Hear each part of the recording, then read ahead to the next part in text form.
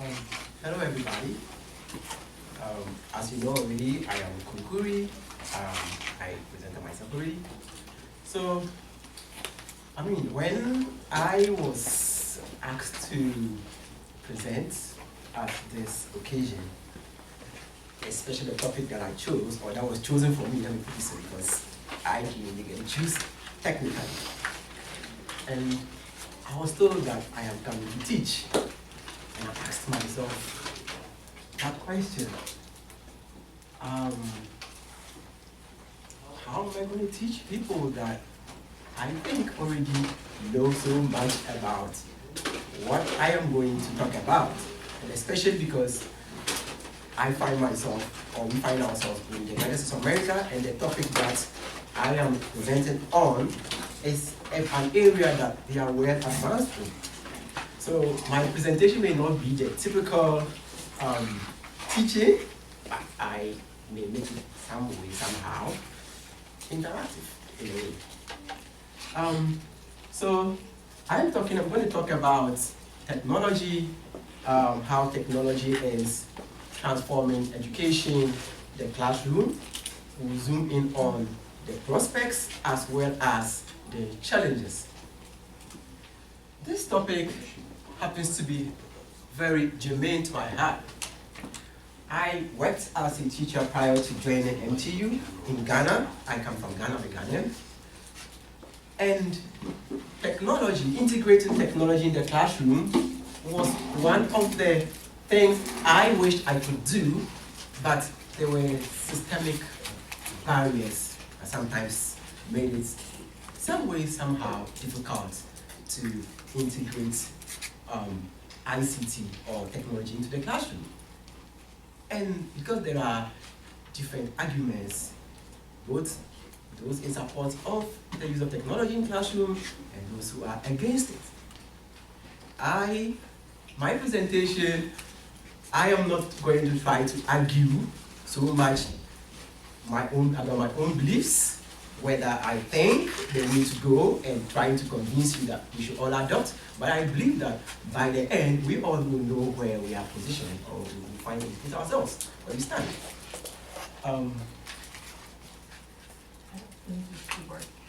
Yeah, does this work? The keyboard.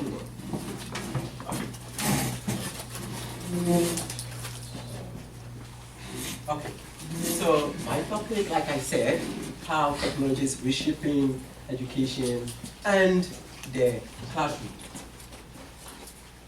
This is what I'll cover. I'll talk about the benefits or the prospects of technology in the classroom, limitations or downfalls, and then I end by summarizing and conclude. Okay. So just a few things I teased out that do come to my mind. Some are based on research, others not necessarily research. And when I say research, not hardcore empirical research. I haven't conducted any empirical research on the benefit of education. Sorry, the benefit of technology in the classroom, but I mean from sources and others. So one benefit of education, I could say education. I don't know why. Okay. Education is a team here, right? I'm still on the right path, isn't it? Okay. So one of the benefits of technology in the classroom is that technology promotes continuous lifelong learning, even and especially in times of pandemics.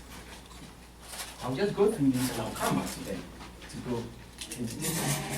Another one is that we also feel that we get to understand that education, technology in the classroom helps in building collaborative learning or promoting collaborative learning. Okay, so to take the first point, what I mean by continuous lifelong learning, we know that the classroom is no more just defined by its four corners. In those days, when you spoke of classroom, you're thinking about the four walls of the classroom. And that is where teaching and learning took place. As soon as it is time to close, and we all close and we leave out of the class, everything remains there.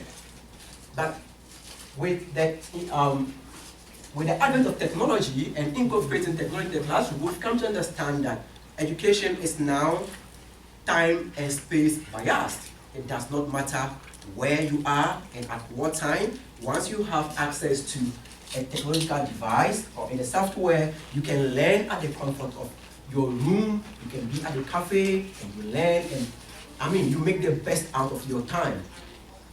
Let's go back and think about COVID-19, when it came, when COVID-19 struck the world.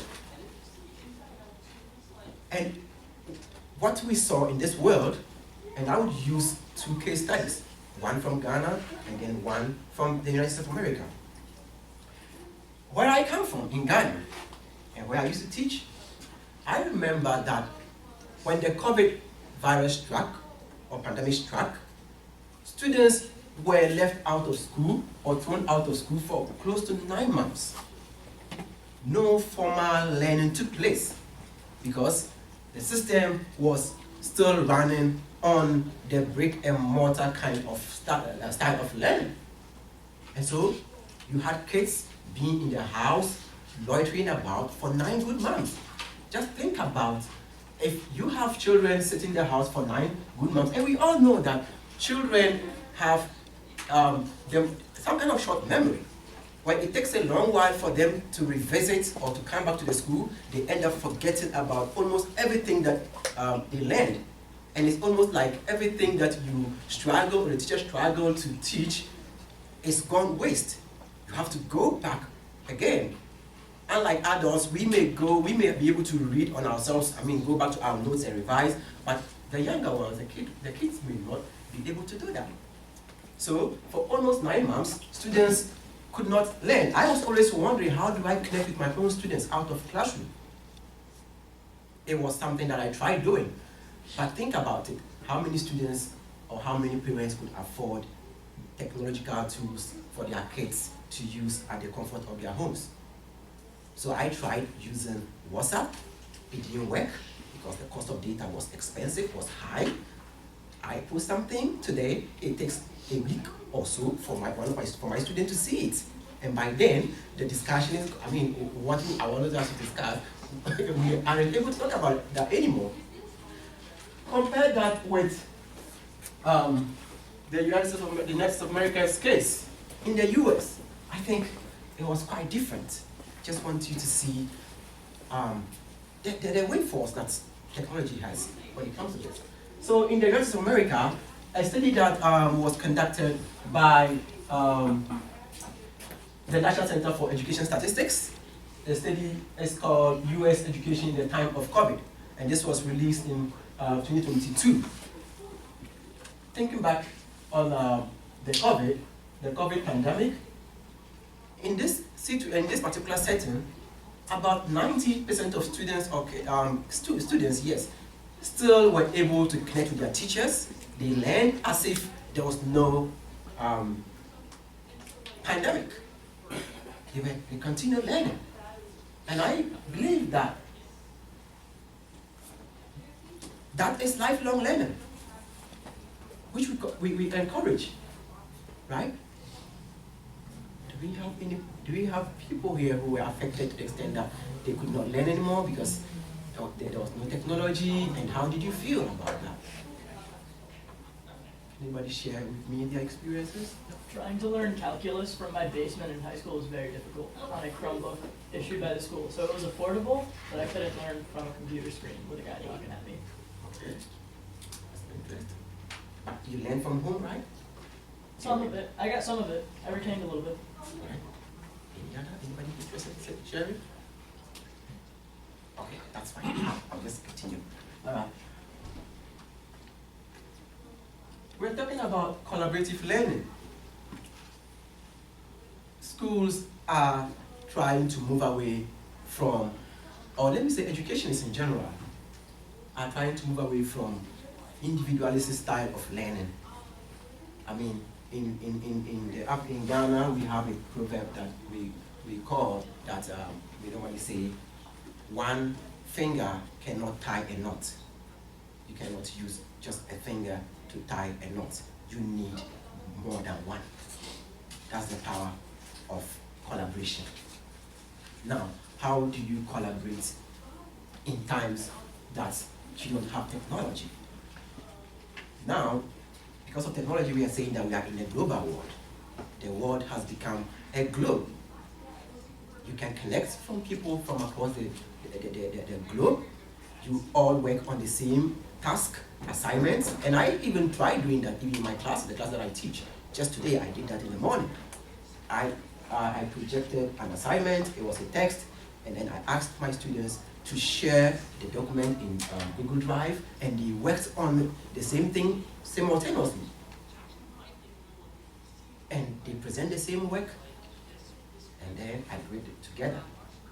They're able to share perspectives, they're able to collaborate, and I mean that's the beauty of it. And there's evidence to show that when students work together, they are able to achieve, achievements. They record high achievements, and a study by Johnson, 2011, testifies to that.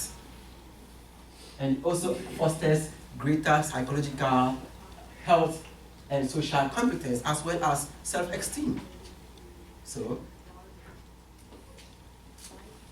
then, the last thing I will talk about here is content management. And I'll still go back to the COVID-19 issue in Ghana and my challenges during that time. So I had slides. I am a teacher, I like to teach with slides. It's not mandatory to teach with slides in Ghana, but the classroom where I was teaching was not configured to teach with a slide, because you will not have this and then you will not have that. But I still wanted to always use my computer and prepare my slides. Sometimes I want to give notes to my students and give them assignments way in advance. But the question is that how many students had laptops? So I spend all the time preparing all my teachers' notes on my slides, and then I am the only person who benefits from them, because the students do not really have access to the slides. Sometimes with very beautiful illustrations, and that is not the time for me to draw something on the board. The drawing alone will take a chunk of the lesson. But I have a video to show, because also remember that studies have shown that people have different learning styles. So when I am able to use technology in the classroom, I am able to even re-engineer the kind of content that I'm sending out to my students. It's not only text-based content. Some learn through sound, others learn through visuals, others learn across all modes. And so, when you use technological tools like, you can use, let's say, YouTube, that shows content, video, and all that stuff, and then you are able to also send your teaching syllabus, your teaching notes to your students. It helps to manage your content, and it helps your students get the best out of your teaching. That is not to say that technology has no limitations. We always say, or I always say, and a few other people that I know, that to every good thing there is a bad side. I don't know how many people agree with me on that, but I tend to say that a lot, that everything has its good and bad. But also to say that, and I will take you back to a proverb from Ghana. We always say that we do not throw the child away with the bath water. You don't throw the child away or the baby away with the bath water. So you are done dressing, you've washed the child, you've cleaned the child, the dirty water. What do? It's because, do you throw the child away with the dirty water? No. That's just to say that we are equally going to embrace the good aspects despite the limitations. So let's look at a few limitations. Downfalls. Okay, so, and this one, as sometimes technology may be unsuited to certain kinds of tasks. just today I was wondering, what exactly would I say about this? And just this morning, when I give assignment to my students, I asked them, I was teaching outlining and then concept maps as a way of a pre-writing activity. So I encouraged them to use either of the approaches. I realized that all my students were routing for the outline. None wanted to do concept map because it involves drawings like diagrams and all that connections. So I asked the question, why is everybody, because normally the diagram, I think that concept map looks diagrammatically and visually very appealing. So I was thinking I would see some kind of appealing stuff. And one of my students said, it's not a matter, the computer, doing it on computer, he doesn't find it easy drawing with diagrams, making all those connections and all that. That is just to tell us that there are limitations. And that made him not try his hands on that kind of approach. Now, I'm not saying that they should master all kinds of approaches, but it could have been something he would have loved to explore if he wanted to just draw it out on a piece of paper, but he could not. That's just to tell us that there is some limitation. Then, also, a study by Ahmed 2023, where he conducted a study on students who learned through emails. And then the students felt they were a bit detached from each other through emails. And there were certain kinds of assignments that they felt using email, they could not actually respond to such prompts. Just a bit over. And then my last point on this is disconnection from one another.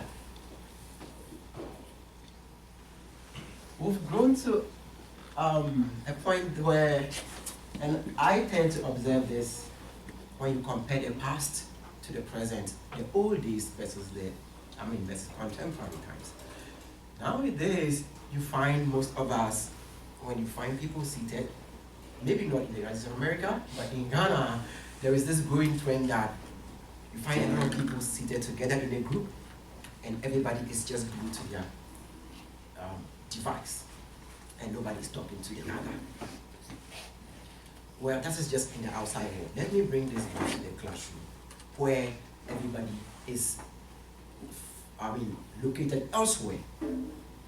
No physical interpersonal connection. People tend to be lonely. And there is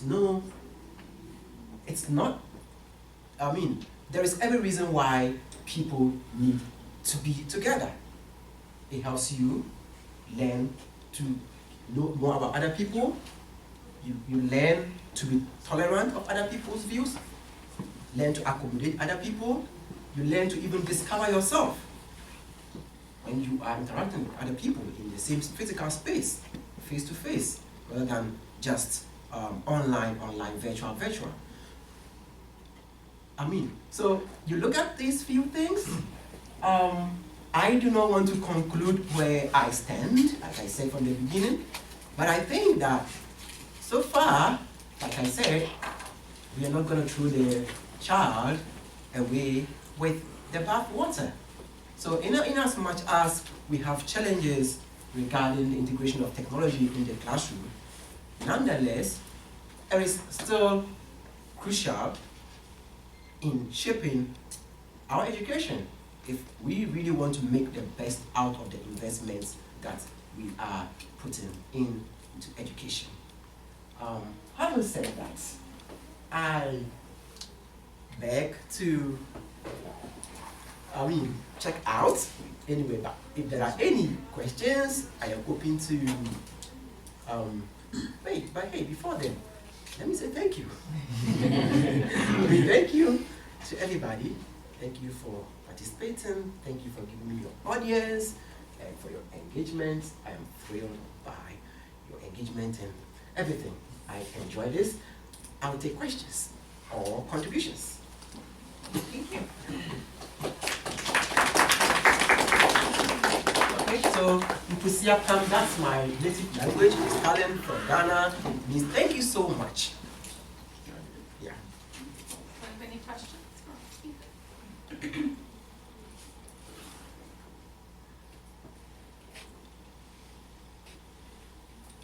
Yeah, go first. Yeah. Just remind me your name again, please. Supranat. Suprana. Yeah. I think we've met before. I think so. We met somewhere. Do you remember? Maybe at Canterbury House. I think so. Yeah. Okay. Yeah. So we talk about the online learning Yeah. or online teaching. Like I know there are like two completely different methods. One is like a synchronous online like teaching, like online learning, and another one is asynchronous, like recording the video and let them watch it. So how do you view these two things, and which one worked better for you in your case?